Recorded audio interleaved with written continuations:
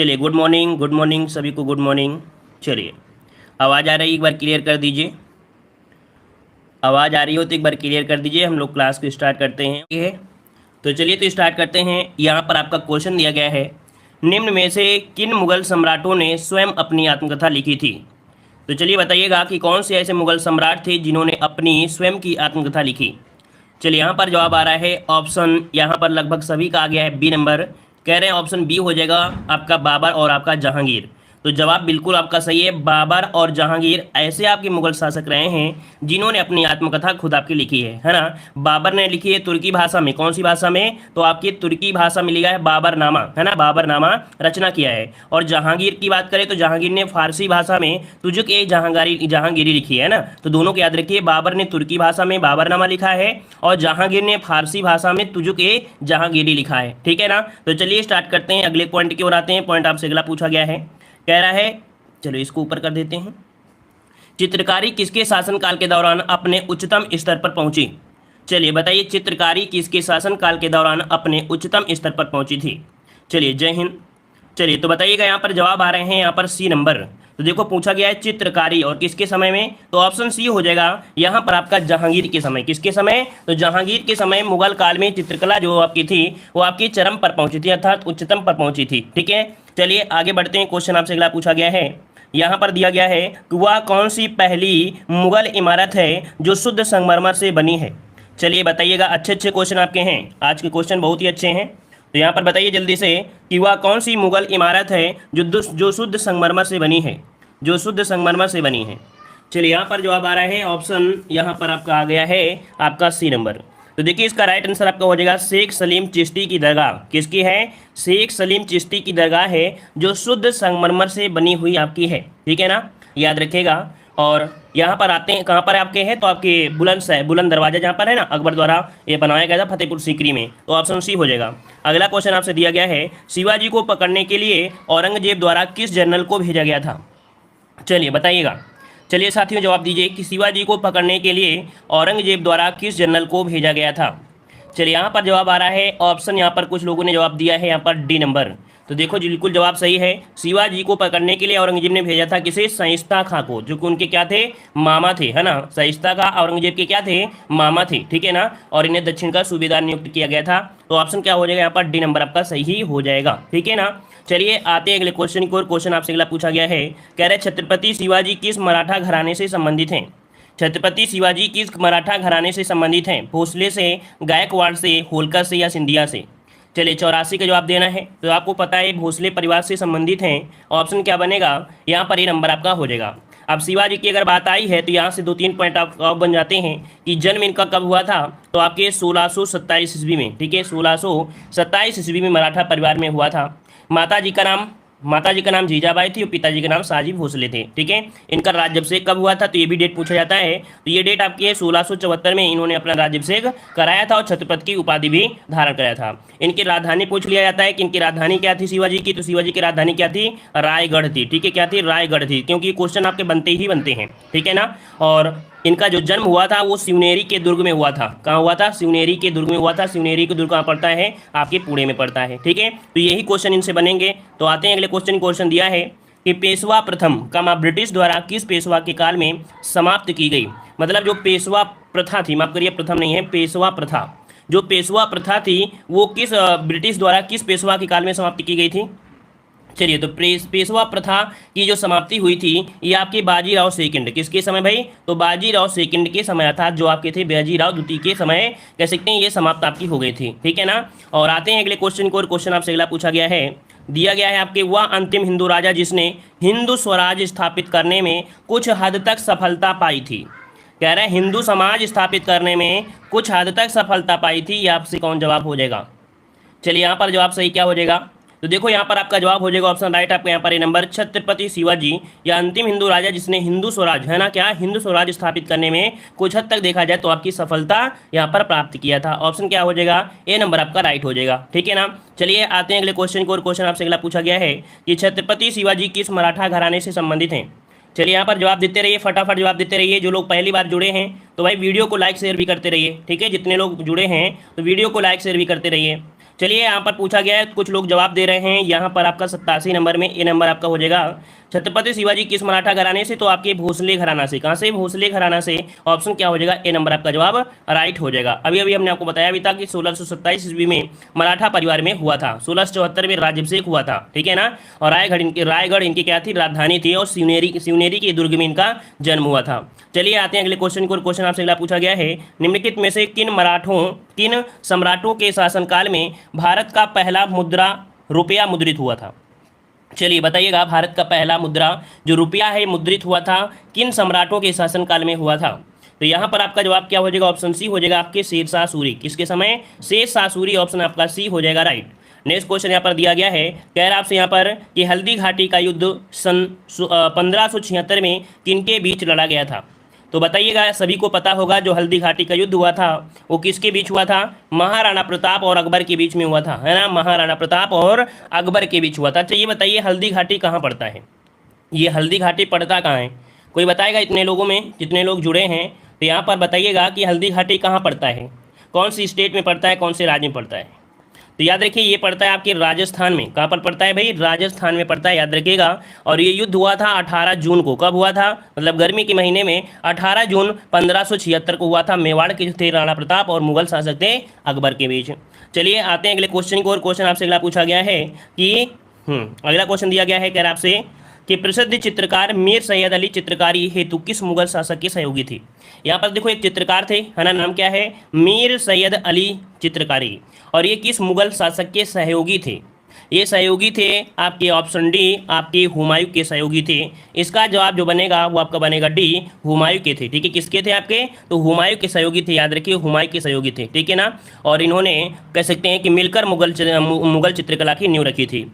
चलिए आते हैं अगले क्वेश्चन को। क्वेश्चन आपसे अगला पूछा गया है कि गुजरात का शासक बहादुर, है ना, गुजरात का शासक बहादुर शाह किसके साथ हुई संघर्ष में मारा गया? चलिए बताइएगा, गुजरात का शासक कौन था? बहादुर शाह था, ठीक है। कौन था? बहादुर शाह था। और किसके साथ संघर्ष हुआ जिसमें से इसको मारा गया था? तो आपके पुर्तगालियों के साथ। ऑप्शन क्या बनेगा? 91 का ऑप्शन बनेगा सी। गुजरात का जो शासक था बहादुर शाह, ये आपके संघर्ष में पुर्तगालियों के साथ संघर्ष हुआ था, उन्हीं में इसकी मृत्यु आपकी हो गई थी, ठीक है ना। कब? तो 1537 ईस्वी में गुजरात बंदरगाह के समीप जहाज का निरीक्षण करते समय पुर्तगालियों द्वारा इसे मार दिया गया था। चलिए आते हैं अगले क्वेश्चन को। और क्वेश्चन आपसे अगला पूछा गया है कि रणजीत सिंह की राजनीतिक राजधानी लाहौर थी, किस नगर को उसकी धार्मिक राजधानी कहा जाता है? देखिए भाई, यहाँ पर रणजीत सिंह की दो राजधानियाँ, एक आपकी राजनीतिक राजधानी कौन सी है? तो आपकी लाहौर हो गई। और पूछा गया है कि इनकी धार्मिक राजधानी कौन सी थी? तो आपके कहाँ से रिलेटेड हैं? तो आपके अमृतसर से थे। कहाँ से? अमृतसर से। ये इनकी राजधानी थी, कैसी? धार्मिक राजधानी थी, ठीक है, याद रहेगा। चलिए आगे बढ़ते हैं। क्वेश्चन आपसे अगला पूछा गया है, यहाँ पर दिया गया है निम्नलिखित में से निम्नलिखित कौन से युद्ध ने अवध के नवाब को ईस्ट इंडिया कंपनी पर आश्रित बना दिया था? एक ऐसा युद्ध हुआ जो अवध का नवाब था वो ईस्ट इंडिया कंपनी पर आश्रित हो गया था। यहाँ पर कह सकते हैं कुछ रुपए भी आपको दिए गए थे। तो यहाँ पर आपका जवाब क्या बनेगा? ऑप्शन ए हो जाएगा, ये है आपका बक्सर का युद्ध। कौन सा आपका है? तो आपका बक्सर का युद्ध है, ऑप्शन बनेगा यहाँ पर आपका ए, बक्सर का युद्ध हो गया। इसमें से संधि वगैरह हुई थी ना, इसमें से संधि हुई थी और संधि के बाद ये आपका आश्रित हो गया था। और अगला क्वेश्चन आपसे दिया गया है, कह रहा आपसे यहाँ पर सिख खालसा स्थापित किया गया था निम्नलिखित द्वारा। सिख खालसा जो स्थापित किया गया किसके द्वारा स्थापित किया गया? चलिए बताइएगा, किसके द्वारा स्थापित किया गया था? तो चलिए यहाँ पर आपका जवाब आ रहा है, ऑप्शन यहाँ पर सी दे रहे हैं कुछ लोग, और कुछ लोग जवाब दे रहे हैं यहाँ पर बी नंबर। याद रखिए, इसका राइट आंसर आपका बनेगा आपका बी नंबर, गुरु गोविंद सिंह। क्या हो जाएगा? गुरु गोविंद सिंह। आप लोग बहुत कमज़ोर हो, समझिए, बहुत कमज़ोर हो आप लोग। मतलब छोटे छोटे क्वेश्चन में अगर आप गलतियाँ करोगे तो समझिए भी आप कितना कमज़ोर हो। और फिर भी देखो, डेली क्लासें भी नहीं लेते हैं, इतने बड़े होशियार बन जाते हैं कि भी क्लासें नहीं लेते हैं, जैसे कि भी पूरी तरीके से आईएएस की तैयारी कर चुके हैं। पीईटी तो इनके लिए बिल्कुल बहुआ है ना। ऐसे बिल्कुल तैयारी करते हैं, अगर नोटिफिकेशन ना जाए तो कोई नहीं आता है, जबरदस्ती इनको पढ़ने के लिए भेजा गया है। ये समझिए कि आज लगभग देखा जाए 90% वही बच्चे पढ़ते हैं जिनका प्रेशर होता है, या तो घर का प्रेशर होगा या तो शादी का प्रेशर होगा कि जॉब नहीं मिलेगी तो मतलब शादी नहीं होगी, है ना। ऐसे ही प्रेशर वाले आजकल पढ़ रहे हैं, नहीं तो भैया कोई पढ़ना नहीं चाहता है। चलिए बताइएगा कि ब्रिटिश राज में आपका आ चुका है, कह रहा है ब्रिटिश ने पंजाब को निम्नलिखित में से किस सन में अपने राज्य में मिलाया था? बताइए, ब्रिटिश ने पंजाब को किस समय या किस सन में अपने राज्य में मिलाया? चलिए बताइएगा, यहाँ पर आपका जवाब सही क्या बनेगा? चलिए यहाँ पर जवाब आ गया है 95 में, कुछ लोगों ने जवाब दिया है। तो देखो इसका राइट आंसर आपका बनेगा यहाँ पर सी नंबर 1849 में। कब? 1849 में मिलाया था। कुछ लोग जवाब दे रहे हैं 1831, तो भैया यहाँ पर 1831 तो बहुत बहुत पीछे पहुंच गए आप। यहाँ पर याद रखिए कब, तो 1849 इसका आपका राइट आंसर हो जाएगा। ठीक है ना। चलिए आगे बढ़ते हैं। क्वेश्चन आपसे अगला पूछा गया है, कह रहा है जिस समय 1761 में पानीपत की तीसरी लड़ाई में अहमद शाह अब्दाली ने मराठों को हराया, उस समय दिल्ली का शासक कौन था? चलिए बताइए कि जो आपका 1761 में पानीपत की तीसरी लड़ाई हुई थी, है ना, अहमद शाह अब्दाली और मराठों के बीच, उस समय दिल्ली का शासक कौन था? तो दिल्ली का शासक था शाह आलम द्वितीय। कौन था? ऑप्शन ए बनेगा शाह आलम द्वितीय। इसका राइट आंसर आपका ए हो जाएगा। अगला क्वेश्चन यहाँ पर दिया गया है कि 1651 में मुगलों द्वारा बंगाल में किस स्थान पर ईस्ट इंडिया कंपनी को व्यापार करने और फैक्ट्री बनाने की अनुमति दी गई थी? चलिए बताइएगा। समय दिया गया है आपका 1651 में, है ना। तो मुगलों द्वारा बंगाल में किस स्थान पर ईस्ट इंडिया कंपनी को व्यापार करने और फैक्ट्री बनाने की अनुमति दी गई थी? तो ऑप्शन आप आया है यहाँ पर आपका बी नंबर, कासिम बाजार में। कहाँ पर? कासिम बाजार में 1651 में। ऑप्शन बनेगा आपका बी नंबर आपका राइट हो जाएगा। ठीक है ना। चलिए आते हैं अगले क्वेश्चन को। और क्वेश्चन आपसे अगला पूछा गया है, कह रहे मुर्शिद कुली खां अली वर्दी खां और सिराजुद्दौला कहाँ के नवाब थे? देखो दिया है मुर्शिद कुली खां, अली वर्दी खां और सिराजुद्दौला, ये जो शासक थे ये कहाँ के नवाब थे? देखो नवाब इनको कहेंगे, नवाब, है ना। तो ये नवाब कहाँ के थे? चलिए ऑप्शन आ रहा है यहाँ पर आपका डी नंबर, ये बंगाल के थे। कहाँ के थे? बंगाल के थे। ऑप्शन आ रहा है यहाँ पर डी नंबर, तो आपका जवाब डी हो जाएगा। अगला क्वेश्चन दिया गया है, कह रहा है निम्नलिखित में से किस युद्ध में अंग्रेजों ने फ्रांसीसियों को पूरी तरह परास्त किया था? चलिए जवाब दीजिएगा। यहाँ पर सही जवाब क्या हो जाएगा? 99 में। किस युद्ध में अंग्रेजों ने फ्रांसीसियों को पूरी तरह से परास्त कर दिया था? परास्त कर दिया, परास्त मतलब हरा दिया था। तो ये था वांडीवास का युद्ध। कौन सा युद्ध था? वांडीवास का युद्ध। कब हुआ था?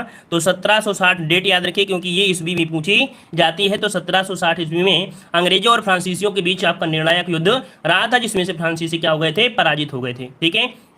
चलिए आते हैं अगले क्वेश्चन को। और क्वेश्चन आपसे अगला पूछा गया है, कह रहा है नए भारत का पैगंबर किसे कहा जाता है?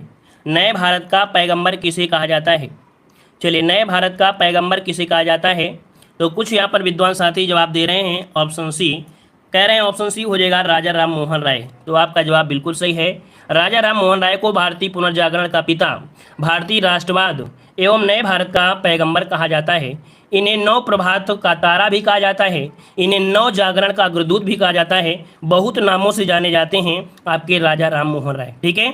चलिए आगे बढ़ते हैं। क्वेश्चन आपसे अगला पूछा गया है, कह रहा है the Lyell Mohammedan of India निम्नलिखित में से किसका एक समाचार पत्र था? तो देखो यहाँ पर मोहम्मडन शब्द दिया है, तो हो सकता है कि आप लोग यहाँ पर पहचान कर लें। यहाँ पर सर सैयद अहमद खान, है ना। कौन से? ऑप्शन बनेगा डी। यहाँ पर सर सैयद अहमद खान है the lion Mohammedan of India. तो ऑप्शन यहाँ पर बनेगा डी नंबर आपका जवाब हो जाएगा। इन्होंने मोहम्मडन एंग्लो ओरिएंटल कॉलेज की स्थापना भी की थी, तो उसी से आपको यहाँ पर याद हो जाएगा। चलिए आगे बढ़ते हैं। क्वेश्चन आपसे अगला पूछा गया है कि इंग्लैंड के हाउस ऑफ कॉमन्स द्वारा भारत के किस गवर्नर जनरल पर महाभियोग चला गया था? चलिए बताइएगा, इंग्लैंड के हाउस ऑफ कॉमन्स द्वारा किस गवर्नर जनरल पर महाभियोग चलाया गया था? चलिए यहाँ पर जवाब देना है और जवाब आ रहे हैं ए नंबर, कह रहे हैं वारेन हेस्टिंग। कुछ लोग जवाब दे रहे हैं यहाँ पर बी नंबर, कुछ लोग जवाब दे रहे हैं डी नंबर, लेकिन इसका राइट आंसर आपका बनेगा ए नंबर, वारेन हेस्टिंग पर महाभियोग चलाया गया था। महाभियोग। ठीक है ना। एक पॉइंट आपसे यहाँ पर और पूछा जाता है, यहाँ पर बर्क ने, ठीक है, एक आपके थे बर्क, ठीक है, बर्क ने इन्हें क्या कहा था? चूहा और नेवला। क्या कहा था? चूहा और नेवला की यहाँ पर संज्ञा दिया था। मतलब एक झूठा बैलों का ठेकेदार और अन्याय का मुखिया भी इन्हें बोला गया है। किसे? तो आपके गवर्नर जनरल वारेन हेस्टिंग को क्या नाम दिया है इन्होंने? किसने? बर्क ने नाम दिया था चूहा और नेवला, एक झूठा बैलों का ठेकेदार और अन्याय का मुखिया। इन नामों से इन्हें संबोधित किया गया है। किसने? बर्क ने किया था। चलिए आगे बढ़ते हैं। क्वेश्चन आपसे अगला पूछा गया है कि किस भारतीय राज्य पर कब्जा करने के लिए राज्य अपहरण नीति को नहीं अपनाया गया? ऐसा बताना है कि ऐसा कौन सा जो राज्य है, क्योंकि सभी राज्यों को राज्य हड़प कर रहे थे। लेकिन यहाँ पर जो आपका जवाब है कौन सा? यहाँ पर देखो सतारा है, नागपुर है, झांसी है, लेकिन जो पंजाब है, कौन? यहाँ पर ऑप्शन बनेगा डी। जो पंजाब है, पंजाब ये कंपनी के साम्राज्य में विलय कर लिया गया था, ना कि राज्य हड़प की नीति। ठीक है ना। चलिए आते हैं अगले क्वेश्चन को। और क्वेश्चन आपसे अगला दिया है कि मेरठ छावनी में 1857 के विद्रोह, सैनिक विद्रोह की शुरुआत कब हुई थी? चलिए मेरठ छावनी में 1857 के सैनिक विद्रोह की जो शुरुआत हुई थी वो कब हुई थी? चलिए यहाँ पर आपका जवाब बनेगा 104 नंबर में। ऑप्शन आ रहा है यहाँ पर आपका सी और ऑप्शन डी। तो देखिए इसका राइट आंसर आपका हो जाएगा कौन सा, सी। आपको डेट याद रखना है, 10 मई याद रखना है। 10 मई 1857 से यहाँ पर सैनिक विद्रोह शुरू हो गया था मेरठ छावनी में। अगला क्वेश्चन आपसे दिया गया है, कह रहा है 1857 की क्रांति के दौरान गोरखपुर से किसने कमान संभाला था। गोरखपुर से जो कमान संभाली थी वो किसने संभाली थी। चलिए लाइक भी कर दीजिए भाई जितने लोग जुड़ चुके हैं। जो लोग बाद में जुड़े हैं तो देख लीजिए एक बार वीडियो को लाइक किया है या नहीं। लाइक नहीं किया है तो लाइक ज़रूर करिए, सपोर्ट करते रहिए। जितने लोग रहते हैं कम पढ़ें लेकिन कम से कम ऐसे लोग पढ़ते रहें जो लोग समझदार हैं, जो लोग सोचते हैं कि नहीं हाँ हम इतना पढ़ लेंगे तो कवर हो जाएगा और इतना पढ़ लेंगे तो 100% कवर हो जाएगा, पक्का है पहली बार में क्वालिफाई हो जाएंगे। ठीक है, तो चलिए यहाँ पर आपका जवाब आ गया है। कह रहे हैं इसका राइट आंसर आपका बनेगा, लॉक किया जाए, यहाँ पर ऑप्शन बनेगा डी। ये थे आपके कौन, तो आपके गजाधर सिंह थे। कहाँ से, तो आपके गोरखपुर से थे गजाधर सिंह। तो ऑप्शन क्या बन जाएगा, डी नंबर गजाधर सिंह आपका जवाब राइट हो जाएगा। ठीक है, चलिए आते हैं अगले क्वेश्चन को। क्वेश्चन आपसे क्या पूछा गया है, कह रहे हैं झांसी की रानी लक्ष्मीबाई की मृत्यु कब हुई थी। चलिए मोहित कुमार शर्मा जी गुड मॉर्निंग, सभी को गुड मॉर्निंग। चलिए बताइए झांसी की रानी लक्ष्मीबाई की मृत्यु कब हुई थी। तो यहाँ पर देख सकते हैं आपका डेट आपने पढ़ा भी होगा, बचपन से पढ़ाया गया होगा, लेकिन अगर आज डेट की बात आई है तो देखते हैं डेट किसको सही याद है किसको नहीं याद है। देखो कुछ लोग यहाँ पर स्किप भी कर रहे हैं, कह रहे हैं इसका जवाब नहीं आता है। तो देखिए इसका राइट आंसर आपका है ऑप्शन सी। कब, तो आपका जवाब हो जाएगा सी 17 जून 1858 को। ठीक है, कब, 17 जून 1858 को इनकी मृत्यु हुई थी। अंग्रेजों के विरुद्ध विद्रोह हुआ था और उसमें संघर्ष के पश्चात 17 जून 1858 को इन्हें वीरगति प्राप्त हुई थी। तो ऑप्शन क्या हो जाएगा, सी नंबर आपका हो जाएगा। चलिए आगे बढ़ते हैं। क्वेश्चन आपसे अगला दिया है, सूची फर्स्ट को सूची सेकंड से सुमेलित करना है। यहाँ पर आपके कुछ आंदोलन हैं और कुछ आपके नेता हैं, इनसे जुड़े हुए यहाँ पर हमें देखना है क्या सही हो जाएगा, क्या यहाँ पर आपका गलत है। तो देखो यहाँ पर दिया गया है टुम्मा डोरे, है ना, टुम्मा डोरे का संबंध है ये कोया विद्रोह से है। किससे है, कोया विद्रोह से है, इसका 3 हो जाएगा। ईशान चंद्र राय का संबंध है पनामा विद्रोह से, इसका 4 हो जाएगा। बिरसा मुंडा का नाम आपने सुना होगा, इनका संबंध है मुंडा विद्रोह से, तो इसका 2 हो जाएगा। और राधा कृष्ण दंडसेन का जो संबंध है वो सबर विद्रोह से, इसका हो जाएगा यहाँ पर 1 हो जाएगा। 3 4 2 1, 3 4 2 1 ऑप्शन आपका ए नंबर आपका राइट हो जाएगा। चलिए आगे बढ़ते हैं। क्वेश्चन आपसे अगला दिया गया है, कह रहा है निम्नलिखित में से किसको लॉर्ड कर्जन का सबसे उपयोगी और महत्वपूर्ण सुधार माना जा सकता है, विशेषता अविभाजित पंजाब प्रांत में रहने वाले लोगों के संबंध में। मतलब देखा जाए सबसे ज़्यादा उपयोगी महत्वपूर्ण सुधार क्या था, किसका, लॉर्ड कर्जन का। तो कर्जन ने, देखो कर्जन देखा जाए ये अच्छा था लेकिन इसने बंगाल विभाजन कर दिया, लेकिन इसकी उपलब्धि जो आपकी देखी जाती है वो देखी जाती है कृषि सुधार से। किससे, ऑप्शन बनेगा यहाँ पर आपका डी नंबर, कृषि सुधार से है। इसके द्वारा एक सिंचाई आयोग की नियुक्ति भी की गई थी। ठीक है, इसके द्वारा लॉर्ड कर्जन के द्वारा सिंचाई आयोग की नियुक्ति भी की गई थी। कब, तो 1901 को नियुक्ति भी की गई थी सिंचाई आयोग की। ठीक है, चलिए आगे बढ़ते हैं। क्वेश्चन दिया गया है कि एक खुली प्रतियोगितात्मक परीक्षा के माध्यम से इंडियन सिविल सर्विसेज में भारतीयों के लिए प्रवेश को निम्नलिखित में से किसने संभव बनाया।